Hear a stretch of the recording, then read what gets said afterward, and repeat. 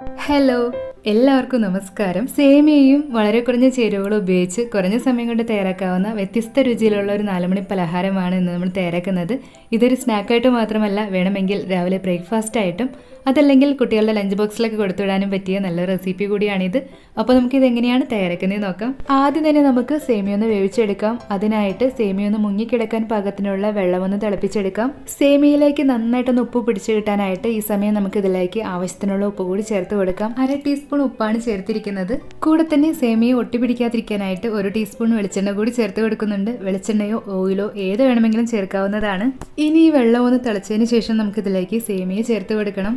1.5 cup വറുക്കാത്ത സേമിയയാണ് എടുത്തിരിക്കുന്നത്. സേമിയ വറുത്തതോ വറുക്കാത്തതോ നമുക്ക് ഇതിലേക്ക് ചേർക്കാവുന്നതാണ്. വെള്ളം ഇതുപോലെ നന്നായിട്ടൊന്ന് തിളച്ചതിന് ശേഷം ഈ സേമിയ നമുക്ക് ഇതിലേക്ക് ചേർത്ത് കൊടുക്കാം. നമ്മൾ സാധാരണ പായസത്തിനൊക്കെ എടുക്കുന്ന കുറച്ച് വലിയ സേമിയാണ് എടുത്തിരിക്കുന്നത്. ഇതിന് പകരമായിട്ട് ഉപ്പുമാവിനൊക്കെ എടുക്കുന്ന ചെറിയ സേമിയ എടുത്താലും മതിയാവും. സേമിയ ചേർത്ത് ഒന്ന് ഇളക്കി യോജിപ്പിച്ചെടുത്ത ശേഷം ഫ്ലെയിം ഒന്ന് മീഡിയത്തിനും ഹൈനും ഇടയിൽ വെച്ച് മൂടി വെച്ച് ഒരു 6-7 മിനിറ്റ് നമുക്ക് ഇതൊന്ന് വേവിച്ചെടുക്കാം. ചെറിയ സേമിയാണ് എടുക്കുന്നതെങ്കിൽ ഒരു 4-5 മിനിറ്റിനുള്ളിൽ തന്നെ പാകത്തിനൊന്ന് വെന്ത് കിട്ടിക്കോളും. സേമിയ അധികം വെന്ത് കുഴഞ്ഞു പോകാതിരിക്കാനായിട്ടൊന്ന് പ്രത്യേകം ശ്രദ്ധിക്കണേ. അങ്ങനെ ഏകദേശം ഒരു 7 മിനിറ്റ് കൊണ്ട് നമ്മുടെ സേമിയ എല്ലാം നന്നായിട്ടൊന്ന് സോഫ്റ്റായി വെന്ത് കിട്ടിയിട്ടുണ്ട്. ഇനി നമുക്ക് ഫ്ലെയിം ഓഫ് ചെയ്തിട്ട് ഇത് വെള്ളത്തിൽ നിന്നും കോരി മാറ്റാം. ഇനി നമുക്ക് ഇതിന് വേണ്ട ഒരു മസാല തയ്യാറാക്കാനായിട്ട് സ്റ്റവിലേക്ക് ഒരു പാൻ വെച്ചൊന്ന് ചൂടാക്കി എടുത്ത ശേഷം ഇതിലേക്ക് 1-2 ടേബിൾ സ്പൂൺ വെളിച്ചെണ്ണ ഒഴിച്ചൊന്ന് ചൂടാക്കി എടുക്കാം. ഇതിലേക്ക് നമുക്ക് 5-6 ബീൻസ് ചെറുതായി അരിഞ്ഞതും കൂടെ തന്നെ ഒരു കഷ്ണം ക്യാരറ്റ് ചെറുതായി അരിഞ്ഞതും ചേർത്ത് കൊടുക്കാം. ഈ പച്ചക്കറികൾ കൂടാതെ നമുക്ക് ഇഷ്ടമുള്ള ഏതൊരു പച്ചക്കറികളും നമുക്ക് ഇതിലേക്ക് ചേർക്കാവുന്നതാണ്. പച്ചക്കറികളുടെ അളവെല്ലാം നമ്മുടെ ഇഷ്ടം അനുസരിച്ച് കൂട്ടുകയോ കുറയ്ക്കുകയോ ചെയ്യാം. പച്ചക്കറികൾ ചേർത്തിട്ട് ഒരു മീഡിയം ഫ്ലെയിമിൽ ഇതിന്റെ എല്ലാം പച്ചച്ചുവയെല്ലാം ഒന്ന് മാറി ഒന്ന് സോഫ്റ്റായി വെന്ത് കിട്ടും വരെ ഒന്ന് വഴട്ടിയെടുക്കാം. പച്ചക്കറികളെല്ലാം ഒന്ന് സോഫ്റ്റായി വെന്ത് കിട്ടിയിട്ടുണ്ട്. ഇനി ഇതിലേക്ക് നമുക്ക് മുട്ടയാണ് ചേർക്കാനുള്ളത്. മുട്ടയൊന്ന് പൊരിച്ചെടുക്കാനായിട്ട് പച്ചക്കറികളെല്ലാം ഇതുപോലെ ഒരു സൈഡിലേക്ക് മാറ്റി വെച്ചതിന് ശേഷം 1 ടേബിൾ സ്പൂൺ വെളിച്ചെണ്ണ ഒഴിച്ചു കൊടുക്കാം. ഇതിലേക്ക് നമുക്ക് 2 മുട്ട ഒരു സ്പൂൺ ഉപയോഗിച്ച് ഒന്ന് ബീറ്റ് ചെയ്തെടുത്ത് ചേർത്ത് കൊടുക്കാം. കൂടെ തന്നെ എരിവിന് ആവശ്യമായ 1/2 ടീസ്പൂൺ കുരുമുളക് പൊടി കൂടി ചേർത്ത് കൊടുക്കാം. ഒപ്പം തന്നെ പച്ചക്കറികളിലേക്കും മുട്ടയിലേക്കും ആവശ്യത്തിനുള്ള ഉപ്പ് കൂടി ചേർത്ത് കൊടുക്കാം.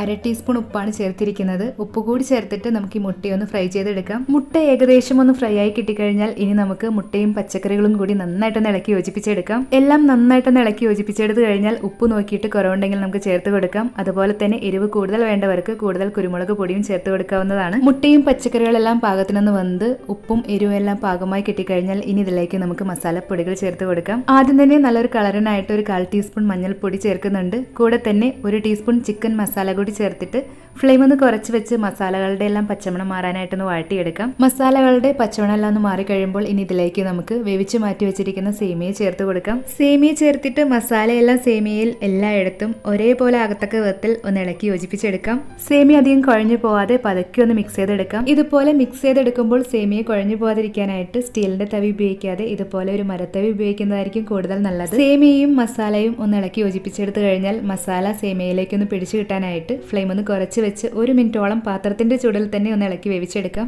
ഇതുപോലെ തന്നെ കഴിക്കാൻ നല്ല രുചിയാണ്. എന്നാലും സോസിന്റെ ടേസ്റ്റ് ഒക്കെ ഇഷ്ടമുള്ളവർക്ക് 1 ടേബിൾ സ്പൂൺ സോയാ സോസും 2 ടേബിൾ സ്പൂൺ ടൊമാറ്റോ കെച്ചപ്പ് കൂടി ഇതിന്റെ കൂടെ മിക്സ് ചെയ്തെടുത്ത് കഴിക്കുകയാണെങ്കിൽ ഇതിന്റെ രുചി വേറൊരു ലെവലിലായി കിട്ടും. അതുകൂടി നിങ്ങൾക്ക് വേണമെങ്കിൽ ട്രൈ ചെയ്യാവുന്നതാണ്. അങ്ങനെ ഏകദേശം 1 മിനിറ്റോളം ചെറുതീലൊന്ന് ഇളക്കി വേവിച്ച് മസാലയെല്ലാം സേമിയയിലേക്ക് നന്നായി പിടിച്ച് സേമിയ കൊണ്ടുള്ള സ്പെഷ്യൽ വിഭവം ഇവിടെ റെഡി ആയിട്ടുണ്ട്. ഇത് നമുക്ക് രാവിലെയും വൈകുന്നേരവും കറി ഒന്നും തന്നെ ഇല്ലാതെ കഴിക്കാം. സേമിയ കൊണ്ടുള്ള ഈ ഒരു സ്പെഷ്യൽ റെസിപ്പി ഇഷ്ടമായെങ്കിൽ നിങ്ങളുടെ വിലയേറിയ അഭിപ്രായങ്ങളും നിർദ്ദേശങ്ങളും കമൻറ്റ് ചെയ്യാനും കൂടുതൽ റെസിപ്പികൾക്കായി ചാനൽ സബ്സ്ക്രൈബ് ചെയ്യാനും മറക്കരുത്. മറ്റു റെസിപ്പിയുമായിട്ട് ഉടനെ കാണാം. താങ്ക്